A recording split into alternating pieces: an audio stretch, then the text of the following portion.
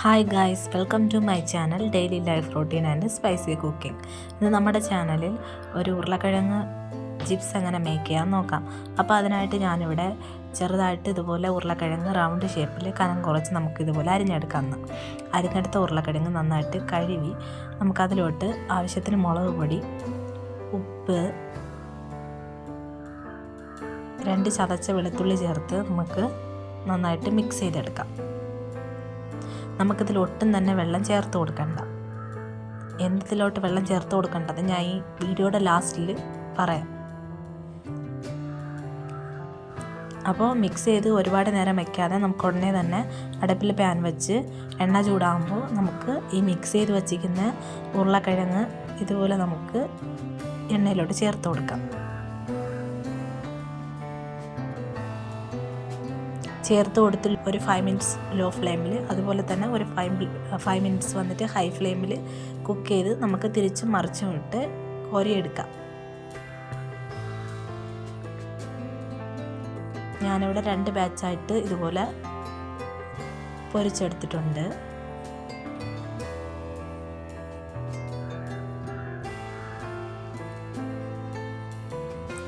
ഇത് രസത്തിൻ്റെ കൂടെയൊക്കെ കൂട്ടി കഴിക്കാൻ നല്ല ടേസ്റ്റാണ്. നമുക്ക് ചുമ്മാലും ഇതെന്ത് ചെയ്യാം, കഴിക്കാവുന്നതാണ്. അപ്പോൾ ഒരു വശം ഇതുപോലെ മൊരിഞ്ഞ് വരുമ്പോൾ നമുക്ക് മറ്റേ വശം ഇതുപോലെ തിരിച്ചിട്ട് കൊടുത്ത് നമുക്ക് കുക്ക് ചെയ്തെടുക്കാം.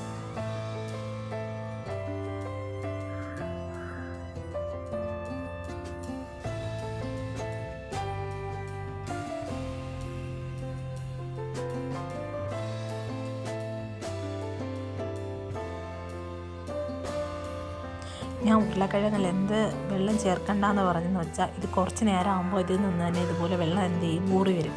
അതുകൊണ്ട് നമ്മളിതിൽ കൂടുതൽ വെള്ളം ചേർത്ത് കൊടുക്കണ്ട. വെള്ളം ചേർക്കാതെ തന്നെ നമുക്ക് എന്ത് ചെയ്യാം, മുളക് പൊടി ഉപ്പും ചേർത്ത് നമുക്ക് മിക്സ് ചെയ്തെടുക്കുന്നതാണ് നല്ലത്.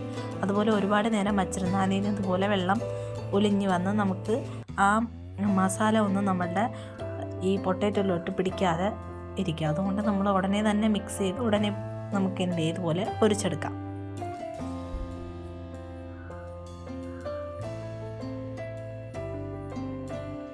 അപ്പോൾ ഞാനിതുപോലെ 2 സ്റ്റെപ്പായിട്ട് എന്ത് ചെയ്തിട്ടുണ്ട്, പൊരിച്ചെടുത്തിട്ടുണ്ട്.